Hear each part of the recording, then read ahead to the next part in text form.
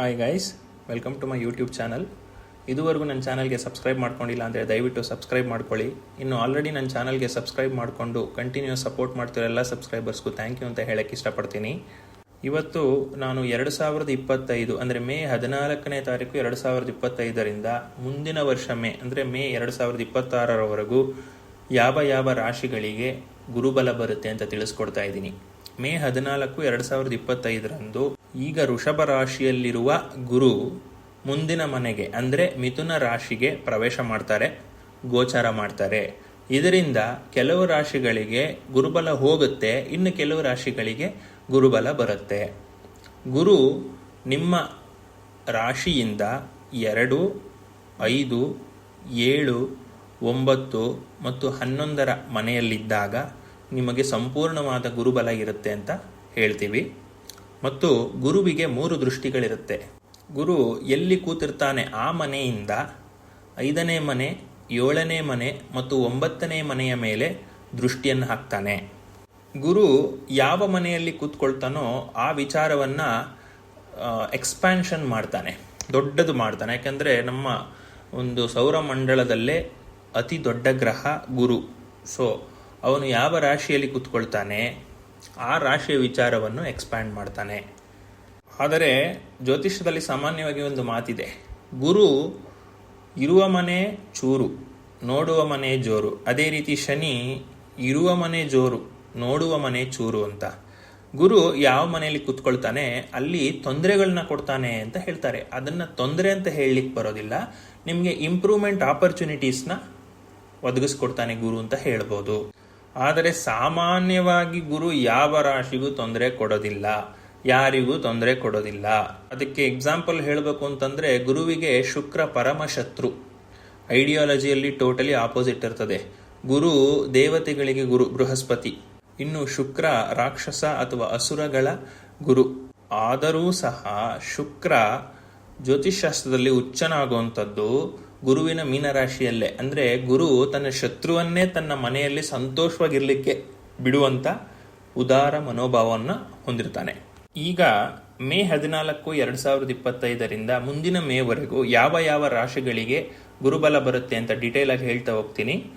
ಈ ವರ್ಷ ಮೇ 14ನೇ ತಾರೀಕಿನಿಂದ ಗುರುಬಲ ಸಿಗ್ತಾ ಇರೋ ಮೊದಲನೇ ರಾಶಿ ಯಾವುದು ಅಂತಂದರೆ ವೃಷಭ ರಾಶಿ. ವೃಷಭ ರಾಶಿಗೆ ಗುರು 2ನೇ ಮನೆಯಲ್ಲಿ ಗೋಚಾರ ಮಾಡ್ತಾನೆ. 2ನೇ ಮನೆಯನ್ನು ನಾವು ವಾಕ್ಸ್ಥಾನ ಅಂತ ಕರಿತೀವಿ, ಜೊತೆಯಲ್ಲಿ ಆದಾಯದ ಮನೆ ಅಂತ ಕೂಡ ಕರಿತೀವಿ, ಹೌಸ್ ಆಫ್ ಇನ್ಕಮ್ ಅಂತ ಕೂಡ ಕರಿತೀವಿ, ಜೊತೆಯಲ್ಲಿ ಹೌಸ್ ಆಫ್ ಫ್ಯಾಮಿಲಿ, ಸಂಸಾರ, ಇದನ್ನು ಕೂಡ ನಾವು ಕರಿತೀವಿ. ಅಂದರೆ ಕುಟುಂಬವನ್ನು ಕೂಡ ಇದರಲ್ಲೇ ನಾವು ನೋಡ್ತೀವಿ. ವೃಷಭ ರಾಶಿ 2025ರಲ್ಲಿ ಅದೃಷ್ಟ ಇರುವಂಥ ರಾಶಿಗಳಲ್ಲಿ ಒಂದು. ಯಾಕೆಂದರೆ ಶನಿ 11ನೇ ಮನೆಯಲ್ಲಿ ಗೋಚಾರ ಮಾಡ್ತಿದ್ದಾನೆ. ತುಂಬ ಒಳ್ಳೆ ಸಮಯ ಇದೆ, ತುಂಬ ಒಳ್ಳೆ ಸಮಯ ಇದೆ ನಿಮಗೆ. ಇನ್ನು ಟೋಟಲಿ 3 ಇಯರ್ಸ್ ತುಂಬ ಚೆನ್ನಾಗಿದೆ, ಅದು ಶನಿಯಿಂದ. ಈಗ 2025 ಮೇ 14ರಿಂದ ನಿಮಗೆ ಗುರುಬಲ ಬೇರೆ ಬರ್ತಾ ಇದೆ, 2ನೇ ಮನೆಗೆ ಬರ್ತಾ ಇರೋದ್ರಿಂದ ಫಸ್ಟ್ ಇಂಪ್ಲಿಕೇಶನ್ಸ್ ಏನು ಅಂತಂದರೆ, ನಿಮ್ಮ ಮಾತಿನಲ್ಲಿ ಇಂಪ್ರೂವ್ಮೆಂಟ್ ಇರುತ್ತೆ, ನಿಮ್ಮ ಆದಾಯದ ಮೂಲಗಳಲ್ಲಿ ಇಂಪ್ರೂವ್ಮೆಂಟ್ ಆಗುತ್ತೆ, ಬ್ಯಾಂಕ್ ಬ್ಯಾಲೆನ್ಸ್ ಜಾಸ್ತಿ ಆಗುತ್ತೆ ಮತ್ತು ಫ್ಯಾಮಿಲಿ ಎಕ್ಸ್ಪ್ಯಾನ್ಷನ್ ಆಗುತ್ತೆ. ಆಗಲೇ ಹೇಳಿದೆ, ಗುರು ಯಾವ ಮನೆಗೆ ಹೋಗ್ತಾನೆ ಅಲ್ಲಿ ಎಕ್ಸ್ಪ್ಯಾನ್ಷನ್ ಆಗುತ್ತೆ ಅಂತ. ಸೊ ಫ್ಯಾಮಿಲಿ ಎಕ್ಸ್ಪ್ಯಾಂಡ್ ಆಗುತ್ತೆ. ಫ್ಯಾಮಿಲಿ ಎಕ್ಸ್ಪ್ಯಾಂಡ್ ಆಗಬೇಕು ಅಂದರೆ ಏನು, ನೀವು ಸೂಕ್ತ ಮದುವೆ ವಯಸ್ಕರಾದರೆ ನಿಮಗೆ ಮದುವೆ ಆಗುತ್ತೆ, ಅಥವಾ ಮದುವೆ ಆಲ್ರೆಡಿ ಆಗಿದ್ರೆ ಮಕ್ಕಳಾಗುವ ಚಾನ್ಸಸ್ ಜಾಸ್ತಿ ಇರುತ್ತೆ, ಆಯಿತಾ? ಅಥವಾ ನೀವು ಮದುವೆಗೆ ಬಂದಿರುವಂಥ ಮಕ್ಕಳು ನಿಮಗಿದ್ರೆ ಅವರಿಗೆ ಮದುವೆ ಮಾಡ್ತೀರಿ. ಅವರು ಮದುವೆ ಮಾಡಿದಾಗೂ ನಿಮಗೆ ಮಗ ಇದ್ರೆ ಸೊಸೆ ಬರ್ತಾರೆ, ಇಲ್ಲ ಮಗಳಿದ್ರೆ ಅಳಿಯ ಬರ್ತಾರೆ. ಅಲ್ಲೂ ಕೂಡ ಫ್ಯಾಮಿಲಿ ಎಕ್ಸ್ಪ್ಯಾನ್ಷನ್ ಆಗುತ್ತೆ. ಸೊ ಟೋಟಲಿ ಫ್ಯಾಮಿಲಿ ಎಕ್ಸ್ಪ್ಯಾನ್ಷನ್ ಆಗೋ ಚಾನ್ಸಸ್ ಇರುತ್ತೆ. ಸೊ ಯಾರ್ಯಾರು ಮದುವೆಗೆ ಪ್ರಯತ್ನ ಮಾಡ್ತಿರ್ತೀರಿ, ಇಷ್ಟು ವರ್ಷ ಎಷ್ಟೋ ಪ್ರಯತ್ನ ಮಾಡಿದ್ರು ಅದು ಫೇಲ್ ಆಗ್ತಿತ್ತು, ಸೂಕ್ತ ಹುಡುಗಿ ಸಿಕ್ಕಿಲ್ಲ ಅಥವಾ ಹುಡುಗ ಸಿಕ್ಕಿಲ್ಲ, ಜಾತಕ ಮ್ಯಾಚ್ ಆಗ್ತಿಲ್ಲ, ನನಗೆ ಇಷ್ಟವಾದಂಥವ್ರು ಸಿಕ್ಕಿಲ್ಲ ಅನ್ನೋ ಥರ ಇದ್ರೆ ಈ ವರ್ಷ ಖಂಡಿತವಾಗ್ಲೂ ಮದುವೆ ಆಗುವ ಚಾನ್ಸಸ್ ಇದೆ. ಅದನ್ನು ಪ್ರಯತ್ನ ಮಾಡಿದರೆ ತುಂಬ ಒಳ್ಳೆಯದು. ಒಟ್ಟಾರೆ ನಿಮಗೆ ಧನಾಗಮನ ಆಗುತ್ತೆ, ದುಡ್ಡು ಯಥೇಚ್ಛವಾಗಿ ಸಿಗತ್ತೆ. ಕಳೆದ 5 ವರ್ಷದಿಂದ ವೃಷಭ ರಾಶಿಗೆ ಟೈಮ್ ಬೇರೆ ಚೆನ್ನಾಗಿರಲಿಲ್ಲ, ಈಗ ತುಂಬ ಒಳ್ಳೆ ಸಮಯ, ಆಯ್ತಾ? ಸೊ ಎಲ್ಲ ಆಪರ್ಚುನಿಟೀಸ್ನ ಯೂಸ್ ಮಾಡ್ಕೊಳ್ಳಿ, ಮಿಸ್ಯೂಸ್ ಮಾಡ್ಕೊಳ್ಳಕ್ಕೆ ಹೋಗಬೇಡಿ. ಇನ್ನು ಗುರುವಿನ ದೃಷ್ಟಿಗಳು ನಿಮ್ಮ 6ನೇ ಮನೆಯ ಮೇಲೆ, 8ನೇ ಮನೆಯ ಮೇಲೆ ಮತ್ತು 10ನೇ ಮನೆಯ ಮೇಲೆ ಬೀಳುತ್ತೆ. 6ನೇ ಮನೆಯ ಮೇಲೆ ದೃಷ್ಟಿ ಬೀಳ್ತಾ ಇರೋದ್ರಿಂದ 6ನೇ ಮನೆ ಸಾಮಾನ್ಯವಾಗಿ ನಮ್ಮ ದಿನಚರಿಯನ್ನು ತೋರಿಸುತ್ತೆ, ಶತ್ರುಗಳನ್ನ ತೋರಿಸುತ್ತೆ, ನಮ್ಮ ಕೆಲಸವನ್ನು ತೋರಿಸುತ್ತೆ ಮತ್ತು ಡೈಲಿ ಬೇಸ್ಡ್ ಡಿಸೀಸಸ್ ಅಂದರೆ ಸಣ್ಣ ಪುಟ್ಟ ನೆಗಡಿ, ಕೆಮ್ಮು, ಜ್ವರ ಈ ವಿಚಾರಗಳನ್ನು ತೋರಿಸುತ್ತೆ. ಸೊ 6ನೇ ಮನೆಯ ಮೇಲೆ ಗುರು ದೃಷ್ಟಿ ಆಗ್ತಾ ಇರೋದ್ರಿಂದ ನಿಮ್ಮ ಶತ್ರು ನಾಶ ಆಗತ್ತೆ. ಶತ್ರುಗಳು ಜಾಸ್ತಿನೂ ಆಗ್ಬೋದು, ಆದರೆ ನಿಮ್ಗೇನು ಮಾಡ್ಕೊಳಕ್ಕಾಗಲ್ಲ. ಅವರು ಇನ್ನು 3 ವರ್ಷ ನಿಮ್ಮದೇ ಟೈಮು, ಅವ್ರು ಏನೂ ಮಾಡ್ಕೊಳಕ್ಕಾಗಲ್ಲ, ತಲೆನೇ ಕೆಡಿಸ್ಕೋಬೇಡಿ. ಆದರೆ as long as your on the path of justice, ನೀವು ನ್ಯಾಯದ ದಾರಿಯಲ್ಲಿದ್ದರೆ ಮಾತ್ರ ಯಾರೂ ನಿಮಗೇನು ತೊಂದರೆ ಮಾಡೋಕ್ಕಾಗಲ್ಲ. ಅಥವಾ ನೀವೇನೋ ಅನ್ಯಾಯ ಮಾಡ್ತಿದ್ರೆ ಶಿಕ್ಷೆ ಕಟ್ಟಿಟ್ಟ ಬುತ್ತಿ, ಅದು ಯಾರಿಂದನೂ ತಪ್ಸೋಕ್ಕಾಗಲ್ಲ, ಅದು ನಿಶ್ಚಿತ. ಶನಿ ಅದನ್ನು ಕೊಡ್ತಾನೆ. ಸೊ ನೀವು ಒಳ್ಳೆ ದಾರಿಯಲ್ಲಿ ಹೋಗಿ, ನಿಮ್ಗೆ ಯಾರು ಏನು ಮಾಡ್ಲಿಕ್ಕಾಗೋದಿಲ್ಲ. ಇನ್ನು ಕಾಯಿಲೆಗಳ ವಿಚಾರದಲ್ಲಿ ಅಂತಂದರೆ ಸ್ವಲ್ಪ ವರ್ಷಗಳಿಂದ ತುಂಬ ಪ್ರಾಬ್ಲಮ್ಸ್ ಆಗ್ತಿತ್ತು. ಈ ಗ್ಯಾಸ್ಟ್ರಿಕ್ಕು ರೆಗ್ಯುಲರ್ ಆಗಿ ಆಗ್ತಿರುತ್ತೆ ಎಲ್ಲರಿಗೂ, ಅದರಿಂದ ಹೊರಗಡೆ ಬರೋಕ್ಕೆ ಆಗ್ತಿಲ್ಲ ಅನ್ನೋ ಥರ ಸಮಸ್ಯೆ ಆಗ್ತಿದ್ರೆ ಇವಾಗ ಒಳ್ಳೆ ಮೆಡಿಸಿನ್ ಅದಕ್ಕೆ ವರ್ಕ್ ಆಗೋಕ್ಕೆ ಸ್ಟಾರ್ಟ್ ಆಗುತ್ತೆ. ನಿಮ್ಮ ರೂಟೀನು ಅದಕ್ಕೆ ಇಂಪ್ರೂವೈಸ್ ಆಗೋಕ್ಕೆ ಸ್ಟಾರ್ಟ್ ಆಗುತ್ತೆ. ನಿಮ್ಮ ಬಾಡಿ ಆ ಮೆಡಿಸಿನ್ಸ್ಗೆ ರೆಸ್ಪಾಂಡ್ ಆಗೋಕ್ಕೆ ಸ್ಟಾರ್ಟ್ ಆಗುತ್ತೆ. ಹೀಲ್ ಆಗ್ತೀರಿ, ನೀವು ಗುಣಮುಖರಾಗ್ತೀರಿ.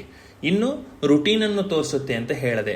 ಸೊ ರುಟೀನನ್ನು ತೋರಿಸಿದಾಗ ನಿಮಗೆ ರೆಸ್ಪಾನ್ಸಿಬಿಲಿಟೀಸ್ ಹೆಚ್ಚಾಗುತ್ತೆ. ನಿಮ್ಮ ರೂಟೀನಲ್ಲಿ ಅಸಿಸ್ಟೆಂಟ್ ಮ್ಯಾನೇಜರ್ ಇದ್ದವ್ರು ಮ್ಯಾನೇಜರ್ ಆಗ್ಬೋದು. ಈ ರೀತಿ ಚಾನ್ಸಸ್ ಇದೆ.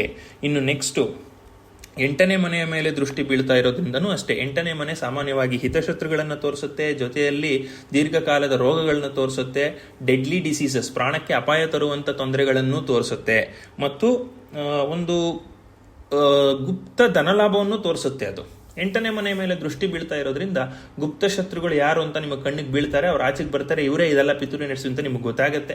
ಇನ್ನು ನೆಕ್ಸ್ಟು ಆರೋಗ್ಯ ವಿಚಾರಕ್ಕೆ ಬರೋದಾದರೆ, ಎಷ್ಟೋ ವರ್ಷಗಳಿಂದ ದೊಡ್ಡ ದೊಡ್ಡ ಸಮಸ್ಯೆಗಳಾಗ್ತಿರೋವಂಥದ್ದೆಲ್ಲ ಇವಾಗ ಸ್ವಲ್ಪ ಸಾಲ್ವ್ ಆಗೋಕ್ಕೆ ಸ್ಟಾರ್ಟ್ ಆಗುತ್ತೆ. ಮೆಡಿಸಿನ್ಸ್ ವರ್ಕ್ ಆಗುತ್ತೆ. ಹೆಲ್ತ್ ವೈಸ್ ನಿಮಗೆ ತುಂಬ ಇಂಪ್ರೂವೈಸ್ ಆಗುತ್ತೆ. ಇನ್ನು 10ನೇ ಮನೆಯ ಮೇಲೆ ದೃಷ್ಟಿ ಬೀಳ್ತಾ ಇರೋದ್ರಿಂದ ಡೈರೆಕ್ಟ್ ಆಗಿ ನಿಮ್ಮ ಕೆಲಸದ ಮೇಲೆ ಇಂಪ್ಯಾಕ್ಟ್ ಆಗುತ್ತೆ. 10ನೇ ಮನೆ ಕರ್ಮಸ್ಥಾನ, ಪ್ರಮೋಷನ್ ಸಿಗುತ್ತೆ, ಅಥವಾ ಕೆಲಸ ಇಲ್ಲದೆ ಇರೋರಿಗೆ ಕೆಲಸ ಸಿಕ್ಕತ್ತೆ, ಹೊಸ ಬಿಸ್ನೆಸ್ ಸ್ಟಾರ್ಟ್ ಮಾಡಿರೋರಿಗೆ ಆದಾಯ ಸ್ಟಾರ್ಟ್ ಆಗುತ್ತೆ, ಒಳ್ಳೆ ಆದಾಯ ಬರುತ್ತಪ್ಪ, ಧನಲಾಭ ಖಂಡಿತವಾಗ್ಲೂ ಇರುತ್ತೆ. ಮತ್ತು 10ನೇ ಮನೆ ಸಾಮಾನ್ಯವಾಗಿ ತಂದೆಯ ವಿಚಾರವನ್ನು ತೋರಿಸೋದ್ರಿಂದ ಪಿತ್ರಾರ್ಜಿತ ಆಸ್ತಿ ಲಾಭವೂ ಇದೆ, ಭೂಮಿಯಿಂದ ಲಾಭ ಇದೆ. ಆಯ್ತಾ? ಯಾವುದಾದ್ರೂ ವ್ಯವಹಾರಗಳು ನಿಂತು ಹೋಗಿದ್ರೆ ಕಂಟಿನ್ಯೂ ಮಾಡ್ಕೊಳ್ಳಿ. ನೀವು ಏನು ಮಾಡಿದ್ರೂ ಸಕ್ಸಸ್ ಆಗುತ್ತೆ, ಬಟ್ ಅದು ನ್ಯಾಯವಾಗಿರ್ಬೇಕಷ್ಟೇ. ಅನ್ಯಾಯ ಮಾತ್ರ ಮಾಡಕ್ಕೆ ಹೋಗ್ಬೇಡಿ. ಆಯ್ತಾ? ಇದಿಷ್ಟು ವೃಷಭ ರಾಶಿಯವರಿಗೆ ಗುರುಬಲದಿಂದ ಆಗುವ ಬೆನಿಫಿಟ್ಸು. ಆಯ್ತಾ? ನಿಮ್ಮ ಜನ್ಮ ಜಾತಕದಲ್ಲಿ ಗುರುವಿನ ಪೊಸಿಷನ್ ಏನಿದೆ, ಶನಿಯ ಪೊಸಿಷನ್ ಏನಿದೆ ಅನ್ನೋದ್ರ ಮೇಲೆ ನಿಮ್ಮ ರಿಸಲ್ಟ್ಸು ವೇರಿ ಆಗುತ್ತೆ. ಸೊ ಆ ಕಾರಣದಿಂದ ಒಂದು ಒಳ್ಳೆ ಜ್ಯೋತಿಷಿ ಹತ್ರ ನಿಮ್ಮ ಜನ್ಮ ಜಾತಕವನ್ನು ಪರಿಶೀಲನೆ ಮಾಡಿಕೊಂಡು, ಏನಾದರೂ ಪರಿಹಾರಗಳ ಅವಶ್ಯಕತೆ ಇದ್ದರೆ ಮಾಡಿಕೊಂಡು ಫುಲ್ ಎಫೆಕ್ಟ್ಸ್ನ ತಗೊಳ್ಳಿ ಅಂತ ಹೇಳ್ತಾ ಇದ್ದೀನಿ. ನಾನು ಕೂಡ ಜನ್ಮಜಾತಕ ಪರಿಶೀಲನೆ ಮಾಡ್ತೀನಿ. ನನ್ನ ಬಳಿ ನಿಮ್ಮ ಜಾತಕ ಪರಿಶೀಲನೆ ಮಾಡೋ ಅವಶ್ಯಕತೆ ಇದ್ದರೆ ಸ್ಕ್ರೀನ್ ಮೇಲೆ ಕಾಣ್ತಿರೋ ನಂಬರ್ ಅಥವಾ ಇಮೇಲ್ ಮೂಲಕ ನನ್ನನ್ನು ಕಾಂಟ್ಯಾಕ್ಟ್ ಮಾಡ್ಬೋದು. Thank you very much. Hi guys, welcome to my YouTube channel.